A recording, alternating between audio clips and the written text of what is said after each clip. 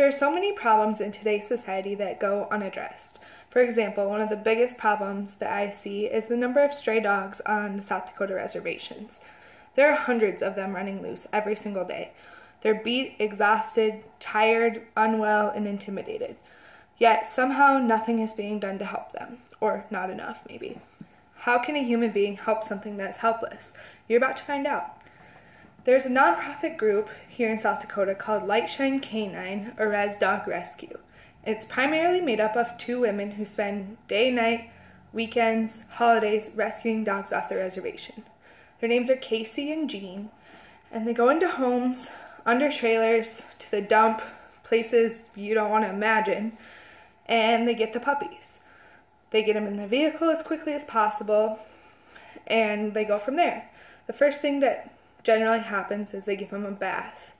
Since most of these dogs are found in the dump, a lot of the times they have mange or some kind of skin infection, so they'll treat that. They always spay and neuter them to prevent more puppies, since that's the main issue here. And then they always send them out of state to well-known foster organizations. These foster houses often keep the fans on Facebook updated with pictures after the dog's adopted out, so you can see a before and after picture and the change that they go through. Lightshine does not allow South Dakota residents to adopt these dogs. They'll go to a Minnesota or Colorado foster place and adopt from there. Primarily, they will not let them be adopted out of South Dakota because they don't want them to end up in the same position. They have a few helpers that help them on the reservation that live there, and those people will call them if they see strays or abandoned dogs that need rescued. Casey and Jean have been doing this for almost 30 years, and it is their job. That's all they do. So a few years back, there was a young girl who was from Pine Ridge who was attacked by a pack of dogs and died. She was playing outside and was attacked by a pack of wild dogs and was killed. Why did these dogs attack her, you might wonder? Well, my opinion is that a stray dog who is living somewhere where there's not a lot of vegetation is probably starving. They're abandoned or are born to an abandoned dog, and they end up having to fight for themselves. If they cannot find food on their own, their natural instincts are going to kick in, and that generally means attacking fresh meat. Generally, it's deer or horses or sometimes other dogs, but thankfully not humans.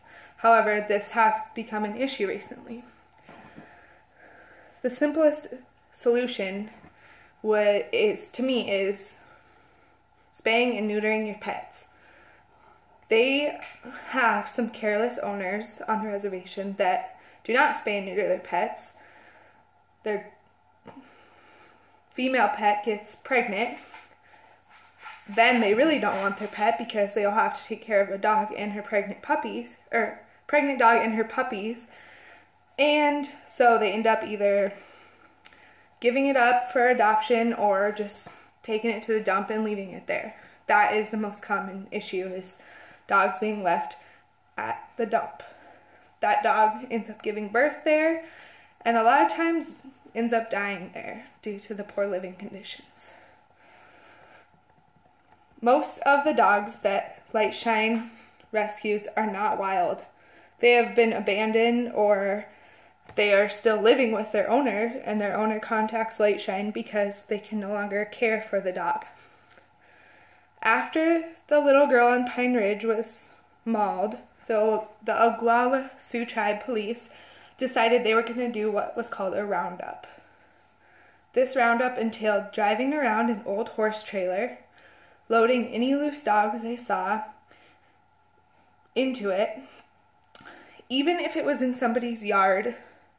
If it was not chained up, they loaded it into this trailer.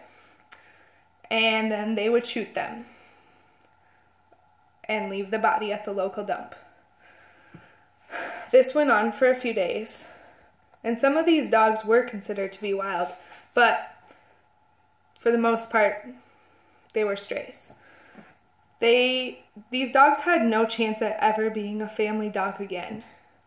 So Casey and Jean from Lightshine, with the approval of the tribal police, wanted to help. They determined which dogs were still friendly enough to become people's pets with their help. So they spent weeks on the reservation and sorted through the dogs, decided, obviously there were some that were 100% strays their whole life and were not pet material. They were vicious. But there was many that they determined could be saved. And some of them, they took them right out of the trailer that had already been loaded by the police officers. Casey called it boots on the ground and paws off the ground. And I loved that saying. Luckily for these dogs, Casey and Jean knew that they had to do something.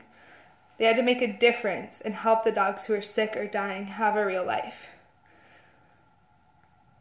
During the roundup, Casey said, right now, they're maybe getting some bad dogs, but some innocent dogs are going to die, and that's not fair. That one day on the reservation, they saved over 40 dogs. Dogs that had potential and weren't sick or dying already. Since this time, that went on for a few weeks, they were saving about 100 dogs a week during that roundup time. So I think we need more than just one organization out there saving these dogs. If they're able to save 100 dogs a week, there's too many out there. For every one dog they rescue, there's 5 that they don't. Every single day, these dogs are getting pregnant or having litters of puppies or dying. One female dog can produce 2 litters of puppies a year. Each litter contains 6 to 10 puppies. That means one unspayed female and her offspring can produce 67,000 dogs in 6 years. That's insane. This is a no-brainer to me. Get your dog spayed and neutered. Some people argue that it can be costly. Well, in order to reduce costs, there's an organization that's called Camp Companion. They go to the res a couple times a year and offer free spaying and neutering. There's no reason that you are not having that done to your dog if you can't afford it. It's common sense. If it were up to me, I would require every pet owner on the reservation to have their dog spayed or neutered. There's no reason for them to have puppies with the living conditions that they're in. They should be required to give them their proper shots and medication to keep these dogs healthy. The current system is not working. These poor dogs are becoming so hungry and wild that they're attacking people who live there and in turn being shot for it. To me, this is just not okay. So many people that I know have gotten their best pet, their favorite dog, from Oglala Pet Project. They are another much more well-known reservation dog rescue organization. They adopt to any South Dakota resident. They adopted to my brother-in-law, and that's his favorite dog he's ever had. If they just have to pass a house inspection and a few other criteria, and they can get their best friend for life. So I hope to see some changes made in the current situation within the next couple of years. I know Casey and Jean from Lightshine hope for the same thing. They have my dream dog, rescuing helpless dogs. I would say that I'm borderline obsessed with their organization. I donate to them monthly, whether it's gas money, because that's huge. They live in Rapid and travel to the res every day. Or dog supplies. They constantly need shampoo and towels and blankets and heated bed liners for their kennels. Just little things that we don't think of. I also follow their Facebook page and their blog. It's important to me. It's important to know what they're doing so I can help as much as I can and get these deserted dogs the help that they need. Hopefully one day all these dogs will know is a soft, warm bed and a full tummy.